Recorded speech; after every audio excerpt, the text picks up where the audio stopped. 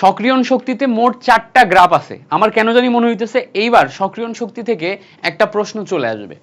এইবার সক্রিয়ণ শক্তি থেকে প্রশ্ন আসার সম্ভাবনা হয়তো একটু বেশি। তো আমি এই শর্ট কুইক রিভিউ ভিডিওতে তোমাকে সক্রিয়ণ শক্তির 4টা গ্রাফ একদম ইজি ওয়েতে বুঝাই দিব, সহজ ভাষায় বুঝাই দিব। যদি এই গ্রাফ পরীক্ষায় চলে আসে তাহলে এই ভিডিওটা দেখে গেলে এখান থেকে তুমি প্রশ্ন সলভ করতে পারবা ইনশাল্লাহ। চলো আমরা দেরি না করে সক্রিয়ণ শক্তির 4টা গ্রাফ দেখি। প্রথমে দেখি আমরা সক্রিয়ণ শক্তির এই গ্রাফটা।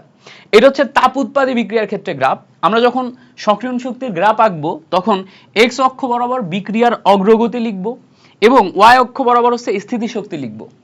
এই জায়গা থেকে যখন আমরা গ্রাফ আঁকা শুরু করতেছি, এইটা হচ্ছে বিক্রিয়ক আর এই পয়েন্টটা হচ্ছে উৎপাদ। দেখো এটা হচ্ছে বিক্রিয়ক, ই এ দ্বারা আমরা বিক্রিয়ক বুঝতেছি, ইবি দ্বারা আমরা হচ্ছে উৎপাদ বুঝতেছি। তো একটা বিক্রিয়ক থেকে উৎপাদে পরিণত হইতে মাঝখানে একটা শক্তি বাধা অতিক্রম করতে হয়। খেয়াল করো, বিক্রিয়ক থেকে যখন আমি উৎপাদে রূপান্তর করতে যাচ্ছি মাঝখানে একটা শক্তি বাধা অতিক্রম করতে হয়।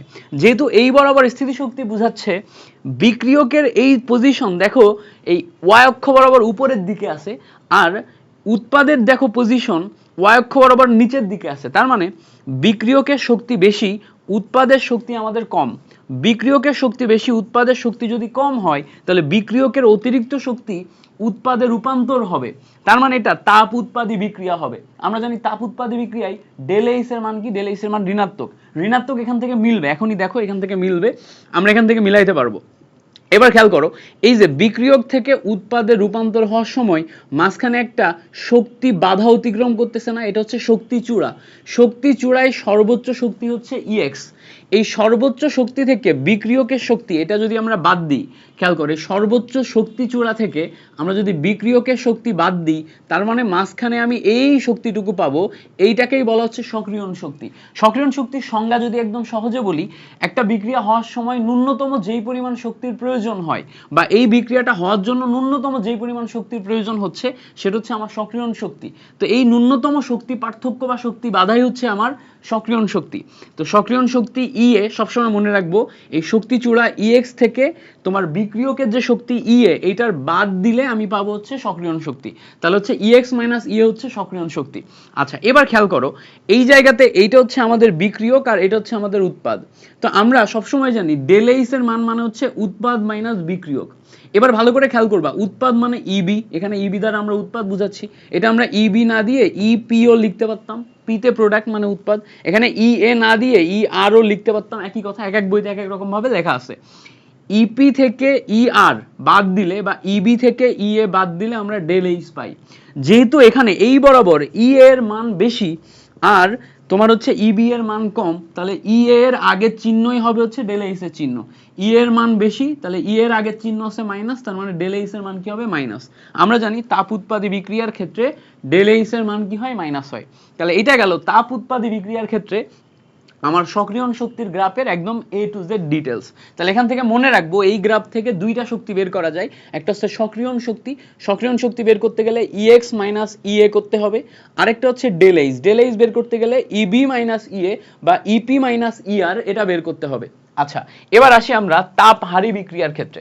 তাপহারী বিক্রিয়ার ক্ষেত্রে ভালো করে খেয়াল করলে দেখবা এই পয়েন্টটা হচ্ছে বিক্রিয়কের জন্য, এই পয়েন্টটা হচ্ছে উৎপাদের জন্য। এটা হচ্ছে বিক্রিয়ক, বিক্রিয়কের যে শক্তি সেটা হচ্ছে ইএ। খেয়াল করে দেখো বিক্রিয়কের শক্তি ওয়াই অক্ষ বরাবর নিচের দিকে আছে আর উৎপাদের যে শক্তি ওয়াই অক্ষ বরাবর উপরের দিকে আছে। উপরের দিকে থাকলে ইবি এর পরিমাণ বেশি আর ইএ এর পরিমাণ কম। ইবি এর পরিমাণ বেশি হওয়ার মানে হচ্ছে এটা উপরের দিকে আছে না, উপরের দিকে মানে এটার পরিমাণ বেশি। বেশি হওয়ার মানে হচ্ছে উৎপাদের পরিমাণ, উৎপাদের যে শক্তি এটা আমার বেশি। তো উৎপাদের শক্তি যেটা এটা যদি আমার মিট করতে হয় তাহলে আমার বিক্রিয়কে আরো বাইরে থেকে শক্তি দিতে হবে না, তাহলেই বিক্রিয়াটা হবে, কারণ আমি এই জায়গায় পৌঁছাইতে চাচ্ছি। তাহলে বাইরে থেকে শক্তি দেয় কোনটাই? তাপহারী বিক্রিয়ায়। তাপহারী বিক্রিয়ার ক্ষেত্রে আমরা বাইরে থেকে শক্তি দিই। আচ্ছা এবার বাইরে থেকে শক্তি দিয়ে যখন আমরা বিক্রিয়া করাচ্ছি তখন বিক্রিয়ক একটা শক্তি বাধা অতিক্রম করে তারপরে উৎপাদে পরিণত হচ্ছে। এই যে শক্তি বাধা, শক্তি বাধার এই চরম লেভেলে যে চূড়াটা আছে, চূড়াকে আমরা বলতেছি হচ্ছে ইএক্স। ইএক্স থেকে ইএ বাদ দিলে আমরা কি পাই? ইএক্স থেকে ইএ বাদ দিলে আমরা হচ্ছে সক্রিয়ণ শক্তি ইএ পাই। তাহলে এখানে আমরা সক্রিয়ণ শক্তি ইএ ইজ ইকুয়ালস টু লিখতে পারবো ইএক্স মাইনাস ইএ। এবার খেয়াল করো এখানে যখন আমি ডেল এক্স লিখবো তখন আবার আগের মতো উৎপাদ মাইনাস বিক্রিয়ক, উৎপাদ মাইনাস বিক্রিয়ক মানে প্রোডাক্ট থেকে রিঅ্যাকট্যান্ট বাদ। এবার ভালো করে খেয়াল করলে দেখবা প্রোডাক্টের যে চিহ্ন সেটা প্লাস, যেহেতু প্রোডাক্টের পরিমাণ বড়, মানে প্রোডাক্টের ভ্যালু আমার বেশি, তাহলে এইটার যে চিহ্ন সেটাই হবে আমার এখানে হচ্ছে ডেল এইচ এর চিহ্ন। তাহলে ইবি এর ভ্যালু বেশি, এটা চিহ্ন প্লাস, তাহলে এটাই হবে আমার ডেল এইচ এর চিহ্ন। তাহলে তাপ হারি বিক্রিয়ার ক্ষেত্রে ডেল এইচ এর ভ্যালু কি হয়? পজিটিভ হয়। তাহলে এইটা গেল আমার তাপ উৎপাদী বিক্রিয়ার ক্ষেত্রে তোমার হচ্ছে সক্রিয়ণ শক্তির গ্রাফ। এটা হচ্ছে তাপ হারি বিক্রিয়ার জন্য সক্রিয়ণ শক্তির গ্রাফ। আমরা খুব কম সময়ে সহজ ভাষায় এটা বোঝানোর চেষ্টা করলাম। এবার আসো এই জায়গা থেকে ম্যাথ যদি আসে, কখনো যদি একটা ম্যাথ দিয়ে দেয়, খুব সহজ একটা ম্যাথ দিবে, এই জায়গাতে দেখো আমার শক্তি দিয়ে দিচ্ছে 250 কিলো জুল, এখানে শক্তি দিয়ে দিচ্ছে দেখো 200 কিলো জুল, এখানে শক্তি দিয়ে দিচ্ছে দেখো হচ্ছে 450 কিলো জুল। এখান থেকে আমার সক্রিয়ণ শক্তি ইএ এবং ডেল এইচ এর মান বের করতে বলছে। যদি এমসিকিউতে দেয় তাহলে কিভাবে করব?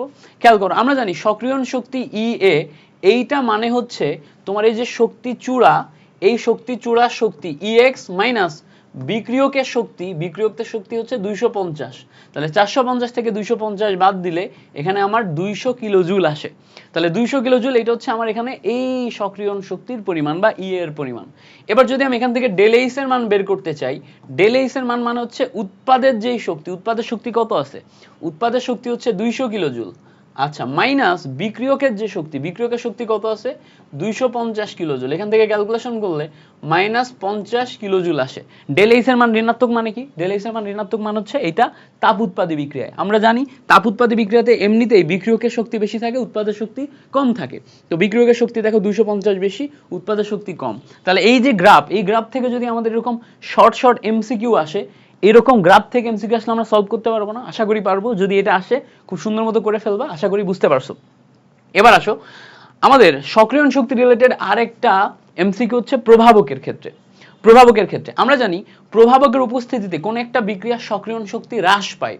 প্রভাবকের উপস্থিতিতে কোন একটা বিক্রিয়ার সক্রিয়ণ শক্তি হ্রাস পায়, অর্থাৎ বিক্রিয়া দ্রুততর হয়, বিক্রিয়াকে সহজ পথে বা একটা সরলতম পথে প্রভাবিত করে হচ্ছে প্রভাবক, এবং প্রভাবিত করে সরলতম পথে বিক্রিয়া হতে সাহায্য করে হচ্ছে প্রভাবক। তো নর্মালি যদি আমরা প্রভাবক ছাড়া একটা বিক্রিয়া করি, তাহলে বিক্রিয়ক যখন উৎপাদে পরিণত হয় তখন অতিরিক্ত পরিমাণ সক্রিয়ণ শক্তি ই এ প্রাইম নিয়ে তারপরে উৎপাদে রূপান্তর হয়। বাট যখন আমরা প্রভাবক সহ বিক্রিয়া করি, প্রভাবক এটাকে একটা সরল পথে কম পরিমাণ সক্রিয়ণ শক্তি ই এ দিয়ে বিক্রিয়া করায়। তাহলে দেখো ই এ প্রাইমের ভ্যালু ই এর চেয়ে বেশি। তাহলে এটা হচ্ছে প্রভাবক ছাড়া, আর এটা হচ্ছে প্রভাবক সহ। এই গ্রাফটা আমরা সুন্দর মতো দেখে রাখবো। এই চারটা গ্রাফ থেকে যদি প্রশ্ন আসে, এই বেসিকটা তুমি যদি বুঝো, এখান থেকে যেই টাইপেরই ব্যাখ্যা চাক না কেন তুমি পারবা। আশা করি মাত্র 8 মিনিটের মধ্যে আমি তোমাকে সক্রিয়ণ শক্তির এই চারটা গ্রাফ সুন্দর মতো বুঝিয়ে দিতে পারছি। যদি কোনো রকম কনফিউশন থাকে তাহলে অবশ্যই বই একবার একটু রিডিং দিবা। আমি একদম সহজ ভাষায় সরলভাবে একবার বলে এই জিনিসটা তোমাকে বোঝানোর চেষ্টা করছি। Thank you so much for watching this video. এই টাইপের আরো ভিডিও যদি তোমার লাগে তাহলে অবশ্যই কমেন্টে লিখবা, ভাইয়া ইন্টারেস্টেড আরো ভিডিও দেন। Thank you.